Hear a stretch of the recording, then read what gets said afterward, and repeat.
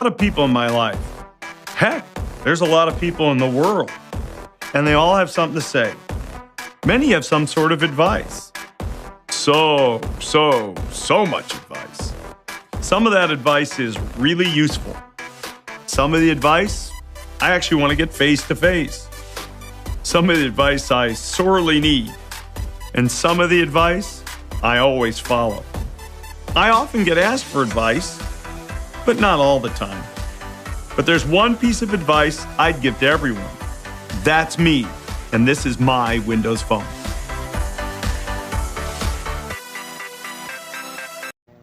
On the 10th of December in 2019, Microsoft ended support for its Windows 10 mobile operating system.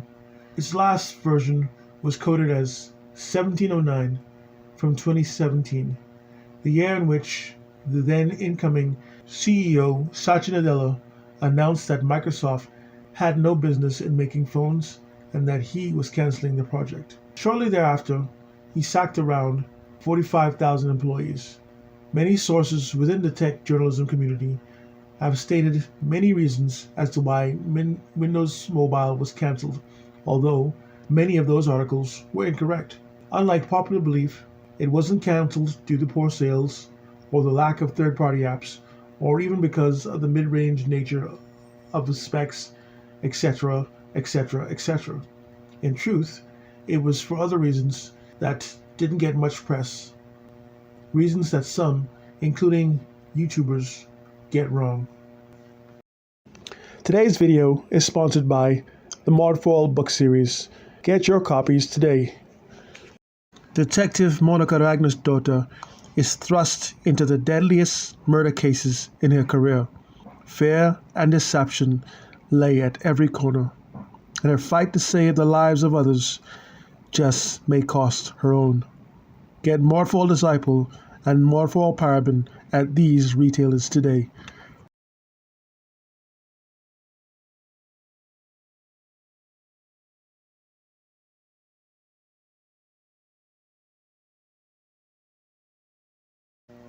In early 2010, we were Nokia users that got along with the OS called Symbian for quite some time because it offered some advantages that iOS and Android phones lacked, such as fully downloadable offline maps that offered navigation guidance without the need for an internet connection.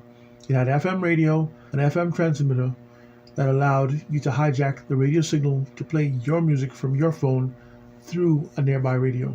We also had superior camera systems, complete with Carl Zeiss optics, 12 megapixel cameras, and came with Xenon Flash. Then something revolutionary caught our eye. It was called Windows Phone 7. It was a very big leap in an OS evolution over the clunky Windows Mobile 6. Windows Phone 7 was a very beautiful OS with clean fonts, an outstanding interface that not only introduced live tiles, but a default dark mode theme. Phone enthusiasts didn't know it yet, but both Apple and Google would later move to copy features from the facelifted Microsoft OS. This new option for consumers was served to pose a threat to Apple, but more so to Google. Why? Because iOS and Android were made to be heavily reliant on third-party apps, effectively glorified app carriers. Windows Mobile was made to operate perfectly without the heavy reliance of third-party apps. First-party apps made the operating system highly capable. By 2011, the competition grew even more concerned as Windows phones were even more beautiful in design than the plastic and cheap-looking phones that the competitors had. By this time, we had the Nokia Lumia 800, which came in multiple colors, as did phones from other manufacturers, including from HTC. Soon, Nokia would release the Lumia 1020, and suddenly, a Windows phone came with celebrity endorsements, including that of Gwen Stefani and Jessica Alba, with some even appearing on the stage of the phone's presentation. This was in 2013. The 1020 gave Windows Phone a 41 megapixel camera with PureView technology that took outstanding images It also had wireless charging. The technical achievements of Microsoft on Windows Phone grew so quickly after only being released just 2 years and are also the reason for the stratagem to try to weaken its position. Microsoft then and now was a very advanced software company that had thousands of employees that could build and code software faster than its rivals could. Android, which is Linux based, is far more difficult to work with than Windows is. Despite its software advantage, having the most complete OS, the best virtual keyboard with the world record for the fastest typing, and the ability to play all media file types out of the box without the need of third-party app, sales figures weren't growing as rapidly as CEO Steve Ballmer expected. This was due in large part to obvious YouTuber bias. This bias has proven to be a very dangerous weapon against many a company and their sales figures. It is that bias that prompted HTC, Sony, and LG to no longer sell its phones inside the US. And, like the typical YouTuber bias, they have posted videos to call it the downfall of HTC, LG, and Sony, even though those brands still sell phones and haven't shut down. This bias also went after Windows Mobile as well. For example, in comparison videos, the reviewers almost never had anything positive to say about any Windows device. Even though the software was smoother, it had no lags, it looked better, had better designs, the most and best intuitive keyboard, better virtual assistants in Cortana, and had the best cameras in the business. The Windows device was always portrayed as inferior in every way. In comparison with an Android device, it was always pointed out that the Windows Phone did not have as impressive specs, even though the truth was that Android devices need higher RAM specs in order to run smoothly. But Windows did not require the same because it was more efficient. Even the fact that a Windows Phone had a high megapixel camera than the Android device, ways were found to show the Android camera as better. By the end of the video, the reviewer would claim that because the Android device had better specs, that it was the best choice to buy.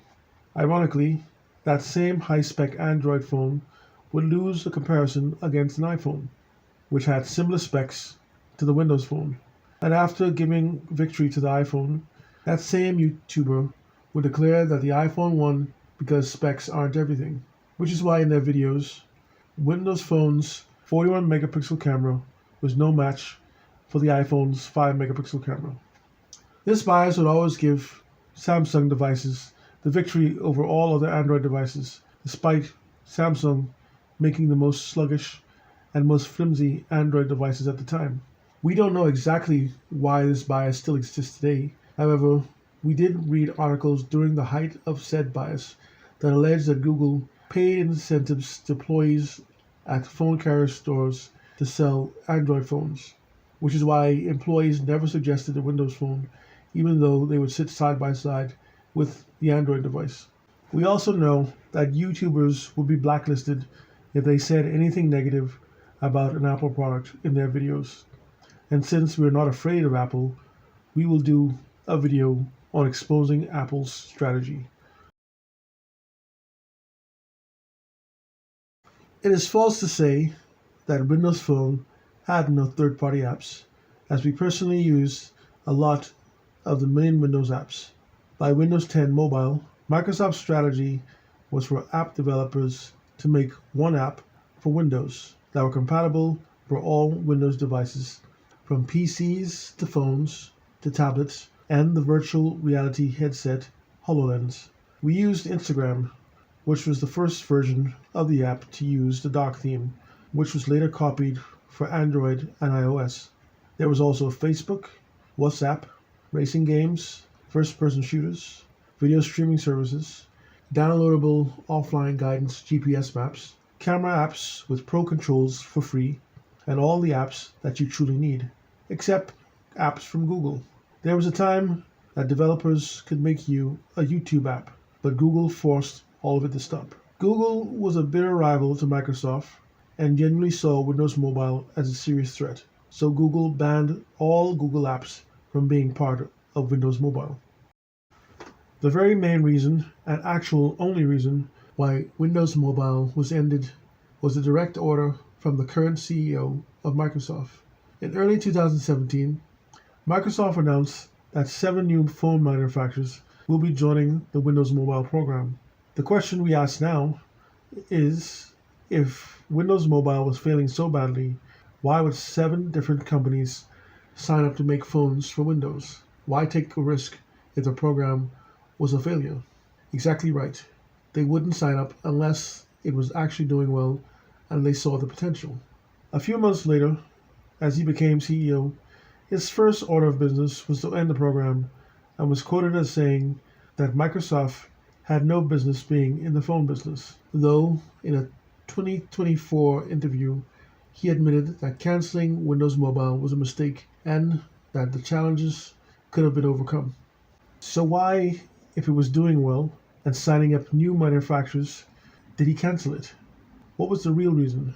We can only speculate that our biggest supposition has concluded that the software was made too secure. It was virtually impossible to be hacked by private and government hackers.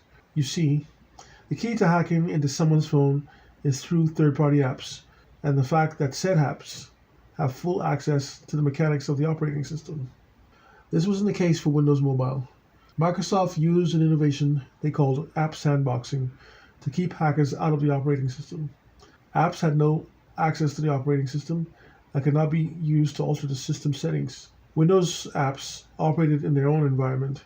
In the end, BlackBerry and Windows Phone, both being virtually impossible to hack by anyone, were pushed out of society to make way for easily hackable devices. Like, share, subscribe.